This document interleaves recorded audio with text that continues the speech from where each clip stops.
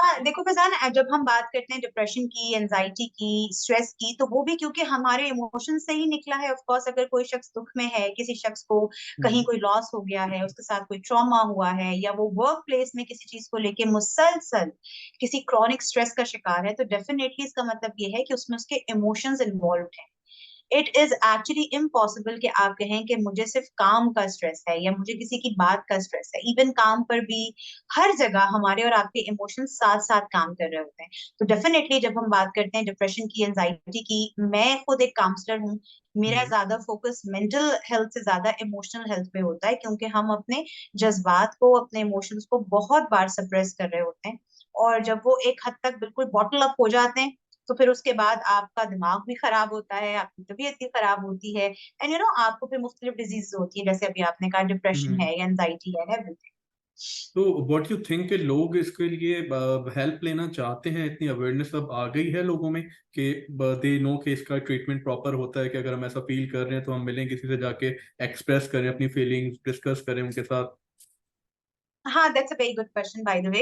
ये एक अच्छा सवाल आपने मुझसे कर लिया है, क्योंकि हमारे यहाँ अभी भी लोगों को इतनी अवेयरनेस नहीं है। हमारे यहाँ एक, या तो लोग जाते नहीं हैं, या लोग अगर जाते हैं तो लोगों को लगता है कि साइकोलॉजिस्ट या काउंसलर जो है वो शायद बिल्कुल पागलों का इलाज करते हैं, या अगर हम किसी हम्म। काउंसलर को दिखाएंगे या थेरेपिस्ट को दिखाएंगे तो शायद हम खुदा ना खास्ता नफ्सियाती तौर पर बीमार हो गए। लोगों में अवेयरनेस आई जरूर है, लेकिन अगर आप मुझसे पूछोगे, क्योंकि मैं ग्राउंड पर काम करती हूँ, hmm. I been associated with many, बहुत सारे कराची के ऐसे नफ्सियात से जुड़े हुए, जहनी अमराज से जुड़े हुए इदारे हैं जहाँ मैं ग्राउंड पर काम करती हूँ, जो जाहिर है पब्लिकली नहीं होते।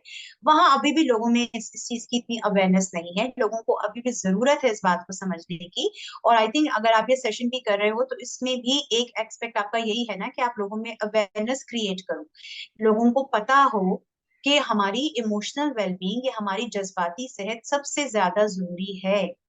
मसले और झगड़े और परेशानियां कभी भी दवाई से, कभी भी दो चार मोटिवेशनल बातें सुनने से हल नहीं होते हैं, जब तक हम प्रॉपर स्टेप बाय स्टेप अपनी इमोशनल वेलबींग पर काम नहीं करते। And by the way, it's a day to day practice. Hmm. ये ऐसा नहीं है इमोशनल वेलबींग पे जब हम बात करते हैं कि जी आपने 6 महीने का कोर्स कर लिया, आपने 12 सेशंस ले लिए, then you will be okay. ये आपकी प्रैक्टिस में होना चाहिए।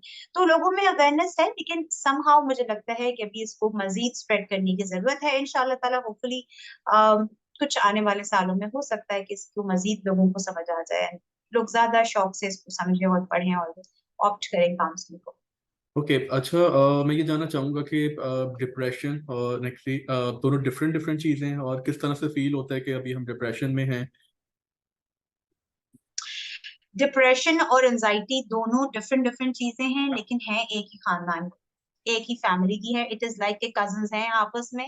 कुछ कोई ये नहीं कह सकते आप कि बिल्कुल एक अलग चीज है, क्योंकि जाहिर है एंजाइटी और स्ट्रेस तो फैजान हमारी और आपकी जिंदगी के एक तरह के ऐसे मैकेनिज्म्स हैं कि जिसमें कोई ये शख्स ये कहता है अगर कि मुझे एंजाइटी नहीं होती, मुझे स्ट्रेस नहीं होता, तो ये हम्म। बिल्कुल ही गलत बात होती है। ये नेचुरल चीज है। हाँ, मेरी और आपकी एंजाइटी कितनी मैनेजेबल है, वो कितनी ज्यादा मैं और आप उसको कैसे डील करते हैं, this is important. Whereas depression एक मेंटल डिजीज है।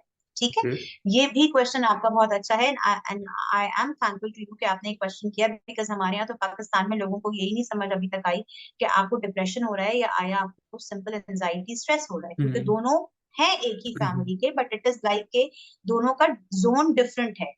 फुप्पो के बेटे और खाला के बेटे में क्या फर्क है? रिलेशंस हैं वो हमारे कजन्स, लेकिन ऑफ कोर्स उनमें दोनों में डिफरेंस है, राइट? बिल्कुल। तो क्लियरली मासेस को समझाने के लिए ये ऐसे ही है। डिप्रेशन एक मेंटल डिजीज है, और डिप्रेशन को बाकायदा ट्रीटमेंट की जरूरत होती है। हम्म। एंड मोस्ट इम्पोर्टेंटली, डिप्रेशन की सबसे आसान निशानी ये है, कोई भी इसको समझना चाहे, कि अगर आपको 2 हफ्ते से ज्यादा उदासी की फीलिंग है, 2 हफ्ते से ज्यादा आपका नहाने धोने का दिल नहीं चाह रहा, आप आइसोलेशन में हैं, आपको मुसलसल रोना आ रहा है, आपका एपेटाइट यानी आपका खाना पीना बहुत कम हो गया है, या बहुत हम्म। ओवरली आप खाना खा रहे हैं, और अगर आपको लग रहा है आपको सुसाइडल थॉट्स आ रहे हैं, आपकी कैफियत जो है वो आपको लग रहा है कि आम दिनों के मुकाबले बहुत ज्यादा लोअर साइड पर है, राइट? आपको हम्म। गुस्सा ज्यादा आ रहा है, और ये सारी कैफियत जो मैं आपको बिल्कुल कॉमन सिम्टम्स होते हैं डिप्रेशन के बता रही हूँ, अगर आप ये नोट कर रहे हैं, आपके घर वाले नोटिस कर रहे हैं कि 2 हफ्ते से ज्यादा हो चुके हैं इस कैफियत को, इसमें हम्म। कोई कमी नहीं आ रही है बल्कि बढ़ रही है, that means this is a clear sign कि आपको जाकर किसी अच्छे साइकोलॉजिस्ट साइकोलॉजिस्ट को दिखाना चाहिए, आपको प्रॉपर टेस्ट करवाने चाहिए, देन आपको पता चल जाएगा कि जो ये आपका डिप्रेशन है या इज दिस जस्ट कोई क्रॉनिक एंजाइटी है या एनीथिंग है। हम्म। वेयर एज एंजाइटी और स्ट्रेस ऐसी चीजें हैं जो कि डे टू डे बेसिस पे मैनेज की जा सकती हैं, जिसको हम अच्छे तरीके से डील कर सकते हैं। अगेन वही कहूंगी, वो भी वही लोग डील कर सकते हैं जो इमोशनली बेहतर तरीके से वेलबींग को समझ रहे हो।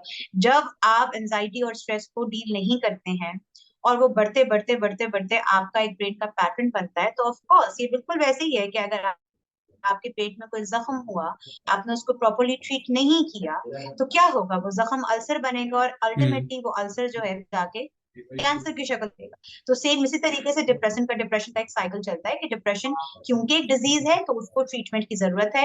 ये कह देना कि मुझे डिप्रेशन है, मैं ये दुआ पढ़ लूंगी या मैं ये मोटिवेशनल स्पीकर को सुन लूंगी तो मेरी डिजीज खत्म हो जाएगी, ये बिल्कुल गलत बात है। इसको प्रॉपर ट्रीटमेंट की जरूरत है, और जब आप ट्रीटमेंट करवाते हैं तो डिप्रेशन से आप निकल भी जाते हैं।